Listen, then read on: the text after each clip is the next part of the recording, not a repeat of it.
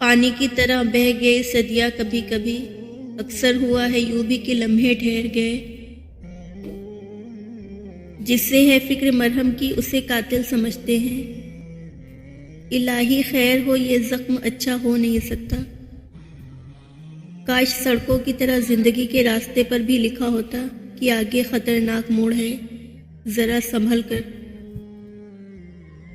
لوگوں کی اکثریت آپ کے ساتھ مخلص نہیں ہوتی، بلکہ اپنی ضروریات سے مخلص ہوتی ہے۔ صرف ان کی ضروریات بدلنے سے ان کا خلوص بدل جاتا ہے۔ اپنی اہمیت جاننے کے بعد بھی کسی کے ساتھ لٹکے رہنا حماقت اور بے عزتی کا باعث ہے۔ دل مضبوط کریں اور جہاں اہمیت نہ ہو وہاں بیٹھے نہ رہیں۔ ہر ایک دفعہ آپ کی زندگی میں خاص طور پر مشکل اسباب نے آپ کو کل کی نسبت زیادہ ہوشیار، مضبوط اور سمجھدار بنا دیا ہے۔ مایوس ہونے والے اس تصویر کو غور سے دیکھیں۔ اللہ کا حکم ہو تو کوئی چیز رکاوٹ نہیں بن سکتی، انشاءاللہ۔ برا وقت ایک ایسا فلٹر ہوتا ہے جو آپ کی زندگی کو منافق، لالچی اور مکار لوگوں سے پاک کر دیتا ہے۔ دل کا بوجھ اللہ کی بارگاہ میں رونے سے ہلکا ہوتا ہے، جہاں نہ ماضی کا تانا ملتا ہے اور نہ ہی مستقبل کا خوف۔ صرف کرم کی چادر سے ڈھانپ دیا جاتا ہے۔ بس ایک سجدہ اور نم آنکھیں، دل سکون سے لبریز ہو جائے گا۔ میں اپنی ہی دنیا کی شہزادی ہوں، جب حجاب کرتی ہوں تو واللہ کمال لگتی ہوں۔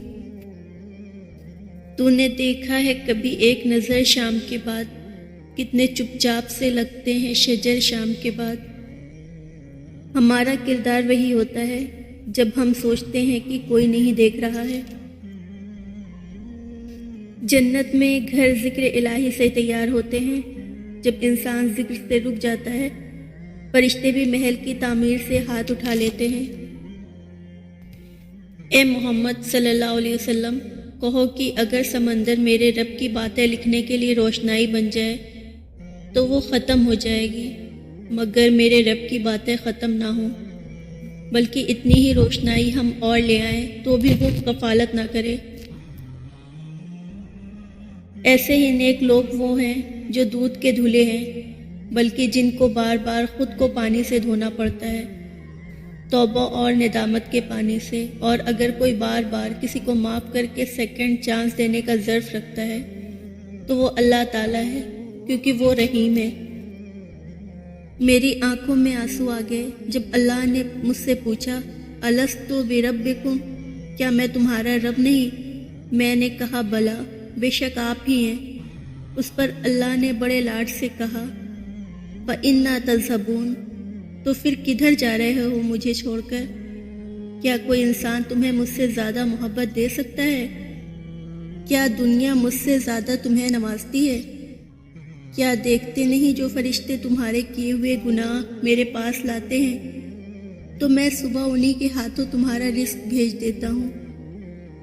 بے شک لا تحزن ان اللہ معنا، یا رب میں اپنے دل کو تیرے سپرد کرتی ہوں کہ یہ کمزور بہت ہے، مجھے ہر پل بے بس اور مایوس کرتا ہے۔ بس تو مجھے مایوسی کے اندھیرے سے نکال دے۔ اے میرے پاک پروردگار، میرے دل کو مضبوط کر دے اور ایمان پر استقامت دے دے۔ لا الہ الا انت سبحانک انی کنت من الظالمین، بے شک تیرے علاوہ کوئی معبود نہیں، تو پاک ہے، میں ہی ظالموں میں سے ہوں۔ وَلَا سَوْفَ یُؤْتِیکَ رَبُّکَ فَتَرْضَیٰ، حالات کیسے بھی جا رہے ہیں، زندگی کیسی بھی گزر رہی ہے، وقت کیسا بھی چل رہا ہے، جب سب کچھ چل رہا ہے، کچھ بھی رکا نہیں، تو امید باندھے رکھے نا۔ آپ نے امید کا چلنا کیوں روک دیا ہے؟ آپ کے پاس تو سب سے بڑی امید ہے، آپ کے پاس تو اللہ ہے نا، اور پتہ ہے اللہ آپ کو راضی کرنا بھی جانتا ہے۔ یہ سب ایسے ہی ہونا ہے۔ ایک طوفانوں سے گزرتا قافلہ چلتے چلتے جب اپنی منزل پر پہنچ جائے گا تب آپ راضی ہو جائیں گے، کیونکہ اللہ تعالیٰ نے مجھے تو یہی بتایا ہے کہ عنقریب تمہارا رب تمہیں اتنا دے گا کہ تم راضی ہو جاؤ گے۔ دین سے دوری نہ صرف اللہ تعالیٰ کی ناراضگی کا سبب بنتی ہے بلکہ اس کے ہماری زندگی پر بھی بہت گہرے اثرات ہوتے ہیں۔